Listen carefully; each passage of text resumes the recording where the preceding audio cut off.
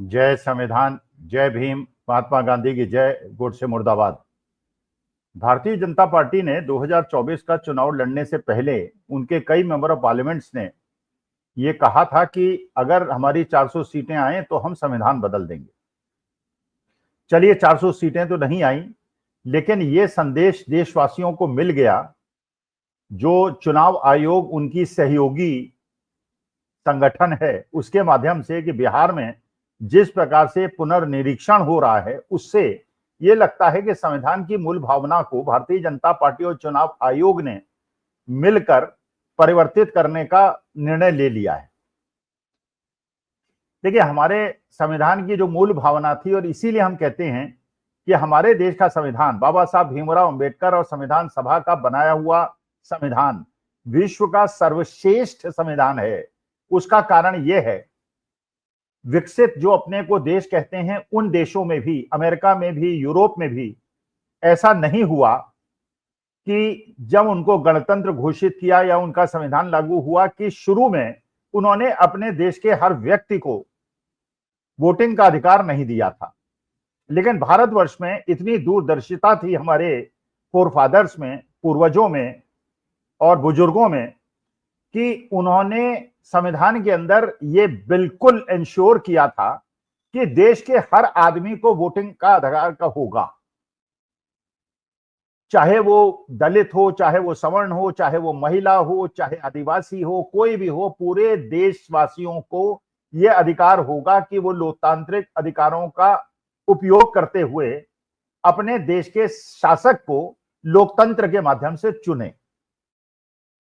और इसीलिए एक बार क्या हुआ कि जब बराक हुसैन ओबामा हमारे देश के अंदर आए और डॉक्टर मनमोहन सिंह के साथ उनकी बैठक हो रही थी, तो बराक हुसैन ओबामा ने एक किताब उन्हें भेंट की और ये कहा, और उसमें बल्कि पहले पृष्ठ में ये लिखा हुआ था कि from the oldest democracy to the largest democracy. Manmohan Singh ने कहा कि excuse me mister President, I have a objection. तो बराक ओबामा ने कहा कि yes sir, please please go ahead.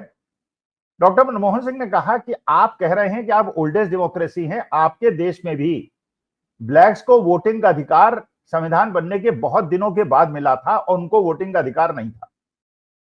Europe के बहुत सारे ऐसे देश थे जहां पे महिलाओं को वोटिंग का अधिकार नहीं मिला था, और भारत एक देश ऐसा था कि स्वतंत्रता के बाद जो उनका संविधान बना, जो हमारा संविधान बना, उसमें सब लोगों को वोटिंग का अधिकार मिला। गरीब से गरीब आदमी का भी वोट की वही कीमत थी जो अमीर से अमीर आदमी की थी। यह हमें संविधान की खूबसूरती थी।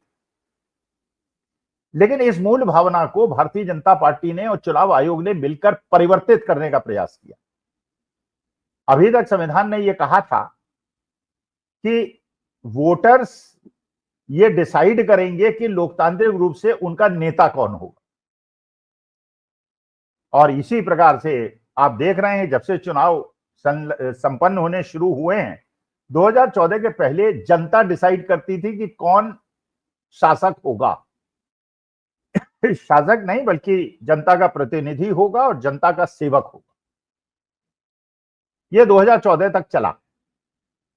जनता ने वोट दिया, सरकारें हटाई, कई बार अपोजिशन की सरकारें बनी, कई बार कांग्रेस की सरकारें बनी, अटल बिहारी वाजपेयी भी सत्ता से हटे, फिर उसके बाद डॉक्टर मनमोहन सिंह भी सत्ता से हटे, जनता पार्टी के समय में इंदिरा जी हटी और जनता पार्टी मोरारजी भाई देश के प्रधानमंत्री बने। माने परिवर्तन होता रहा, लेकिन जनता ने डिसाइड किया कि राजा कौन होगा। इस बार चुनाव आयोग ने प्रयास किया भारतीय जनता पार्टी के निर्देश पर कि इस प्रथा को बदलेंगे, अब राजा डिसाइड करेगा, शासक डिसाइड करेगा, जैसा तानाशाही में होता है। चुनाव आयोग ने यह कहा कि हम डिसाइड करेंगे कि वोटर कौन होगा। अभी तक वोटर डिसाइड करता था कि राजा कौन होगा, अब ये डिसाइड राजा करेगा कि वोटर कौन होगा। और कितनी हास्यास्पद चीज जो बिहार के अंदर प्रयास हुआ, और बिहार को एक मॉडल बनाया गया कि बिहार के माध्यम से पहले राज्य में इस प्रकार का सघन परीक्षण जो अभी 4 महीने पहले हुआ है उसको दोबारा कराया जाए। और ऐसे ऐसे उसमें आलेख मान लिए जाएं, ऐसे ऐसे डॉक्यूमेंट्स मान लिए जाएं जो विशेष तौर पर गरीब लोगों के पास नहीं है। इसका मतलब जो बाबा साहब भीमराव अम्बेडकर ने अधिकार दिया था गरीब और अमीर के वोट का बराबर कीमत होगी, उसको परिवर्तित कर दिया। मतलब अमीरों को, पढ़े लिखे लोगों को, जिनके पास हाई स्कूल का सर्टिफिकेट है, जिनके पास पासपोर्ट है, उन्हें तो वोट देने का अधिकार हो, लेकिन जिनके पास ये डॉक्यूमेंट्स ना हो और जो केवल इस बात पे निर्भर करते हैं कि सरकार द्वारा लॉन्च की गई स्कीम आधार, जिसको कहा गया था कि ये सबसे इंपॉर्टेंट डॉक्यूमेंट होगा, उस डॉक्यूमेंट को नहीं माना गया, राशन कार्ड को नहीं माना गया, और ये कहा गया कि केवल 11 डॉक्यूमेंट्स माने जाएंगे और ये 2 डॉक्यूमेंट्स नहीं माने जाएंगे। बड़ा रोष हुआ, बिहार के अंदर प्रतिक्रिया हुई, पूरे देश के अंदर प्रतिक्रिया हुई, क्योंकि अगर बिहार के अंदर प्रतिक्रिया न होती तो इसे बंगाल में भी लागू करना था, पूरे देश के अंदर लागू करना था, और चुनाव आयोग के मुट्ठी में पूरा चुनाव होता, जिसको चाहते वोटर बनाते, जिसको चाहे वोटर न बनाते, क्योंकि सारा का सारा विशेष अधिकार जो था वो रिटर्निंग ऑफिसर को दे दिया था। और रिटर्निंग ऑफिसर, मानी बात है, सरकारी अधिकारी है, तो वो चीफ मिनिस्टर की बात मानेगा। और ज्यादातर प्रदेशों के अंदर सरकार जो है भारतीय जनता पार्टी समर्थित है, और नहीं भी है तो केंद्र सरकार होम मिनिस्टर साहब की तो है ही, और मोदी जी की तो है ही। इस प्रकार से चुनाव आयोग अपने माध्यम से वोटर किसको रखें न रखें इसका अधिकार अपने हाथ में रखना चाहता था। खैर, बिहार के अंदर विरोध हुआ, बिहार के अंदर लोग सड़कों पे आए, राहुल गांधी गए, तेजस्वी यादव गए, और एक जनता का उफान दिखा जो 1974-76 में दिखा था। उस प्रकार का जनता उस समय जो विरोध था वो इंदिरा जी के अगेंस्ट था, कांग्रेस के अगेंस्ट था, और इस बार की इस प्रकार की तानाशाही जो अघोषित आपातकाल है उसके विरोध में हुआ। उस समय घोषित आपातकाल जो संविधान सम्मत था, लेकिन इस बार जो अघोषित आपातकाल है जिसके अंदर चुनाव आयोग ऐसे हास्यास्पद चीजें कर रहा है, जनता का विरोध हुआ। अच्छा, उसके बाद माननीय सुप्रीम कोर्ट में लोगों ने अपील दायर की थी। माननीय सुप्रीम कोर्ट ने जब उस पर डिस्कशन किया तो उसके अंदर हमारे ऑनरेबल जजेस ने ये टिप्पणी की कि भाई ये जो कागज आप जनता से मांग रहे हैं, गरीब लोगों से मांग रहे हैं, तो मेरे पास भी नहीं है। ये जस्टिस सुप्रीम कोर्ट के जजेस ने कहा, और उन्होंने 2 ऑब्जर्वेशंस भी किए। उन्होंने 2 ऑब्जर्वेशंस किए कि भाई आधार कार्ड को न डॉक्यूमेंट बनाया जाना, और उसके लिए यह कहना क्योंकि आधार कार्ड फर्जी लोगों ने बना लिए हैं इसलिए हम उसको इंक्लूड नहीं करेंगे। अगर आधार कार्ड फर्जी बना लिए हैं तो हाई स्कूल सर्टिफिकेट भी फर्जी बना सकते हैं, MA in entire political science की डिग्री भी फर्जी बना सकते हैं, शादी का सर्टिफिकेट भी फर्जी बना सकते हैं, मकान का डॉक्यूमेंट भी फर्जी बना सकते हैं। भाई फर्जी वाला करने वाला कुछ भी कर सकता है, लेकिन आधार जो सरकार ने बनाया और जिसमें फिंगरप्रिंट्स हैं, बायोमेट्रिक है, आंखों के पुतली के फोटोग्राफ्स हैं, तो बायोमेट्रिक में तो हेराफेरी हो नहीं सकती। इसीलिए कहा गया था कि बायोमेट्रिक को और वोटर आईडी कार्ड को जोड़ दिया जाए। और ये 2 ऑब्जर्वेशन उन्होंने की कि ये आप अगर राशन कार्ड को नहीं जोड़ रहे और आधार कार्ड को नहीं जोड़ रहे तो गलत बात है। लेकिन उन्होंने राय दी, उन्होंने कोई आदेश नहीं दिया। अच्छा, ये भारतीय जनता पार्टी के समर्थक लोग कह रहे हैं कि उन्होंने स्टे नहीं लगाया। स्टे लगाने की आवश्यकता ही नहीं थी, इसलिए नहीं तो करिए, पुनर्निरीक्षण करिए, कौन आपको मना कर रहा है पुनर्निरीक्षण करने को। लेकिन लोगों के नाम काटना आपका मकसद नहीं होना चाहिए, लोगों का नाम जोड़ना मकसद होना चाहिए। और जो लोग मर गए हैं या वहां से 2 जगह उनका वोटर लिस्ट में नाम है, उनका नाम आप काट दीजिए, किसको आपत्ति है। तो ये ऑब्जर्वेशन है। अब ये कह रहे हैं कि साहब वो ऑब्जर्वेशन है, ऑर्डर तो आया नहीं। अरे भाई, ये आप जानते होंगे पुराने समय में जब आपके घर में बाबा दादा होते थे और पिता माता भी होते थे और आप भी रहते थे, जॉइंट फैमिलीज होते थे, तो ये होता था कि भाई फादर ने कोई निर्णय लिया, आप चले गए बाबा जी के पास कि बाबा जी बताइए क्या करूं। वो बेचारे बुजुर्ग आदमी थे, घर में कलह नहीं चाहते थे, तो ये कहते थे कि नहीं, ये निर्णय जो इसने ले लिया वो तो ठीक है, मैं इंटरफियर नहीं करूंगा, लेकिन मेरी इच्छा ही है।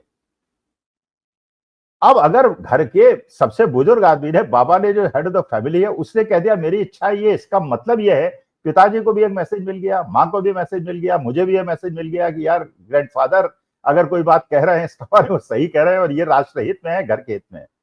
तो अगर सुप्रीम कोर्ट ये कह रहा है और सुप्रीम कोर्ट के जजेस ये कह रहे हैं कि अगर इस प्रकार के डॉक्यूमेंट्स केवल मांगे जाएंगे तो मेरे पास ये डॉक्यूमेंट्स नहीं है, तो एक प्रकार से उन्होंने मोहर लगा दी इस बात की जो इंडिया गठबंधन कह रहा है, जो देश की जनता कह रही है, जो बिहार की जनता कह रही है। तो इसका मतलब यह है कि अब ये चुनाव आयोग के विवेक पे निर्भर करता है कि हठ धर्मिता को आगे बढ़ाते हुए सुप्रीम कोर्ट की ऑब्जर्वेशन को भी नहीं स्वीकार करेगा, माननीय सुप्रीम कोर्ट की इच्छाओं की भी पूर्ति नहीं करेगा। और लोगों के नाम, अच्छा, लोग के नाम काटने में माहौल इसलिए बनेगा अगर ये नियम नहीं बदला गया और ये दो डॉक्यूमेंट्स इंक्लूड नहीं किए गए, तो अंत में आपको ये मिलेगा कि जिनको आप रोहिंग्या कह रहे हैं उसमें 90% लोग हिंदू मिलेंगे। तो ये तो देखिए कल्पना की जा सकती है कि बांग्लादेशी मुसलमान आ गए, आपके देश में बस गए, वोटर बन गए, लेकिन हिंदू और जो 7-7 8-8 पुश्तों से गांव के अंदर खेती है, किसान हैं और अनपढ़ लोग हैं बेचारे, उनके पास मकान भी नहीं है, अगर उनका नाम वोटर लिस्ट से कट जाता है तो इससे बड़ा देश के लोकतंत्र के साथ और बाबा साहब भीमराव अम्बेडकर के संविधान के साथ मजाक क्या होगा। लेकिन अब ये इस बात के चुनाव आयोग के विवेक पे डिपेंड करता है, ये लाला ज्ञानेश कुमार गुप्ता जी के विवेक पे डिपेंड करता है। इसके पहले लाला राजीव कुमार अग्रवाल साहब थे और मान्यता है कि दोनों गुप्ता जी और अग्रवाल साहब हैं, फिर वो अमित शाह साहब हैं, फिर वो मोदी जी हैं, फिर अंबानी हैं, अडानी हैं। तो ये मुझे ऐसा लगता है कि अगर ये हाईजैक कर लिया गया, इलेक्शन को हाईजैक कर लिया गया, तो जो इलेक्शन के पहले कहा गया था कि 400 सीटें मिलेंगी, संविधान बदल देंगे, अब तो संविधान इसलिए बदल देंगे कि हर इलेक्शन के अंदर जो चुनाव आयोग के माध्यम से जिसको चुना ही मोदी जी और अमित शाह जी ने है और जिसमें चीफ जस्टिस ऑफ इंडिया को बाहर कर दिया गया है, केवल इसलिए कि उसको उपकृत किया जाए, उसको 5 साल का एक्सटेंशन दिया जाए, सारी सुविधाएं दी जाए और उसके बाद शासन करते रहा जाए। लेकिन चलिए, आरएसएस प्रमुख ने एक इंडिकेशन और दे दिया है कि भाई 75 के बाद अगर somebody congratulates you for completing 75, इसका वन इंडिकेशन होता है कि रास्ते से हट जाओ, नई जनरेशन को टाइम दो। तो आरएसएस भी कोशिश कर रहा है, देश की जनता भी कोशिश कर रही है, लेकिन लाला ज्ञानेश कुमार गुप्ता जी अपनी कोशिश जारी रखे हुए हैं, जैसे राजीव कुमार अग्रवाल जी ने कोशिश जारी रखी थी और अपने ऊपर हुए एहसान मुख्य चुनाव आयुक्त बनाने का मेरे ख्याल से जवाब देने का प्रयास कर रहे हैं। लेकिन राष्ट्रहित को समझना, संविधान की मूल भावना को समझना और सुप्रीम कोर्ट की इच्छाओं को समझना मेरे ख्याल से चुनाव आयोग और सरकार के लिए आवश्यक है। नहीं समझेंगे तो ये देश के लिए दुखदायी दिन हो सकता है। इसलिए मेरा निवेदन है कि चुनाव आयोग इंडिकेशंस को समझे और उसके बाद निष्पक्ष चुनाव होने दे, लोगों के नाम काटे जो मर गए हैं या जो 2-2 वोटर जगह पे उनका नाम है। लेकिन अनपढ़ लोगों को और कम पढ़े लिखे लोगों को, भूमिहीन लोगों को अगर इस प्रकार से नाम काटेगा तो देश का लोकतंत्र न केवल देश के अंदर कलंकित होगा पर पूरे विश्व के अंदर होगा। नमस्कार, धन्यवाद और प्रणाम।